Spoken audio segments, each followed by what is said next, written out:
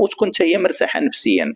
هذا النقطه الاولى. النقطه الثانيه، كان كما عرف الجميع بان هذه السيده كان عندها واحد ليماتوم، كان عندها واحد الانتفاخ في الكارتيلاج ديال الودن. هذاك الكارتيلاج من تيكون منفوخ تيسد الثقبه ديال الودن. دونك دابا ملي ودنيها تفشات عاد بدات تحس، عاد كتحس بهذا الشيء ديال النقص ديال السمع.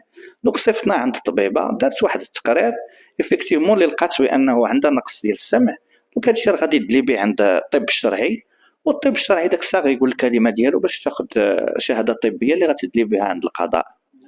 يعني دكتور دابا اللي فهمت هو مبدئيا النقص كاين، ما كتسمعش. لا، كاين نقص ديال السمع اللي بان بالتخطيط وداك الشيء، لان كاين شي حوايج اللي الا ما كانش تخطيط وداك الشيء تنبقاو كنقولوا بالفرنسي سوبجيكتيف، ما كيكونش عندك عليه الدليل.